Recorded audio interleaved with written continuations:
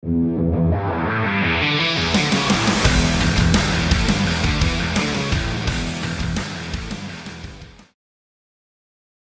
yan mga kapi, day 3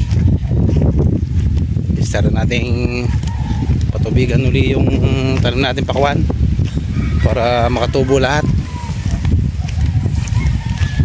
makulimlim, sana umulan. Kasama ko dito si Kahabi Palo, siset namin yung patubig sa baba para pag napuno yung pinakabalon na ginawa niya, titigin namin yung ibang hindi inaabot ng patubig. Siya yung sisit ng makina. Ayun, dyan, kabi dyan, baba.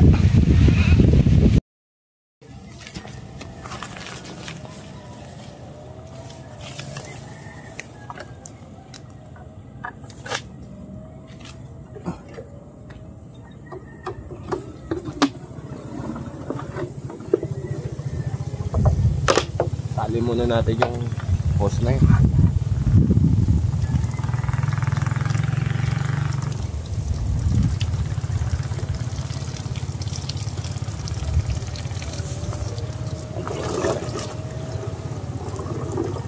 Para pagbugay eh. Hindi na ako kukuha. Sige, mamaya na. Bema. Sige, ako bala dyan. Hindi natin maano yan. Ma? Hindi ka lang kasi watch and learn.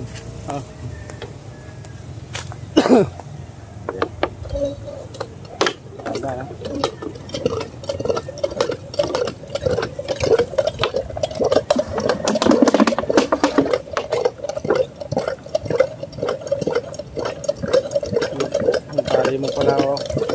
May nakalitaw na plastic. Ano naman? Gada ng sinodol.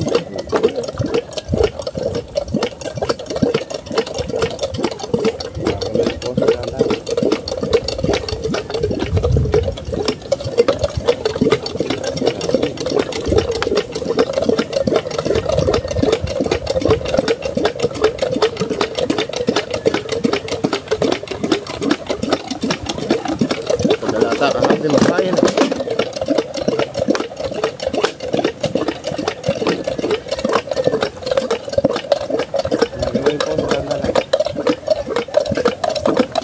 Hindi ka nga, tika lang. Ako nga dyan. Yan mo nga doon. Di pa ata puno ng tubig ka rin. Ayan.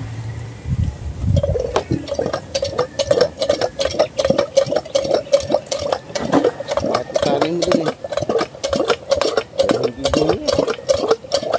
Bakit ang nangyisan?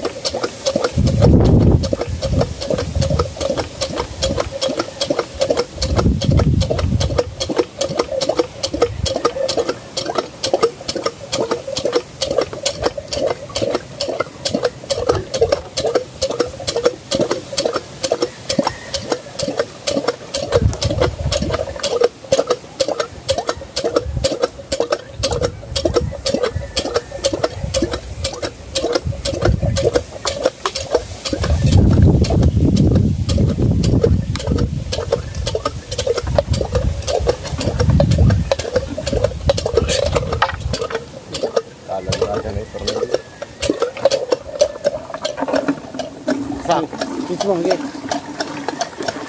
Ano na?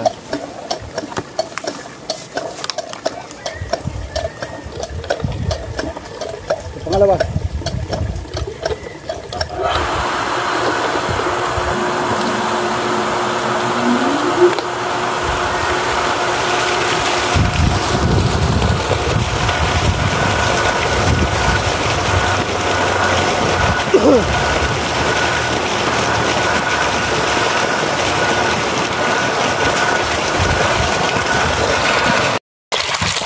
Start na ipatubig natin mga kapi. So doon papunta na may ginawa ni Palong, stakan niya ng tubig. Pwede na sigurong magdilig.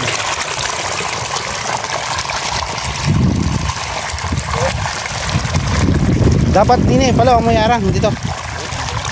Hindi, bababa doon yun kasi mababa doon eh. Dito ang ano, pala. So kunin muna natin pala.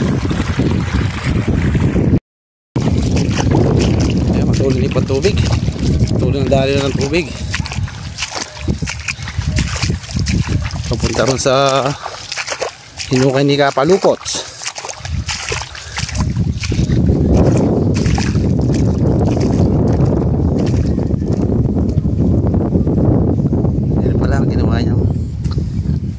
Pinaka istakan ng tubig, tapos didiligin ito mga kapi. Nung una kasi yan nagpatubig, sabi ko hindi inaabot yung puno, medyo malayo pa tubig niya. Tapos diskarte katulad nito nga dito yung tudling, pipigtagsan niya kako rito eh, hindi ginawa. So kaya magdidilig siya ngayon.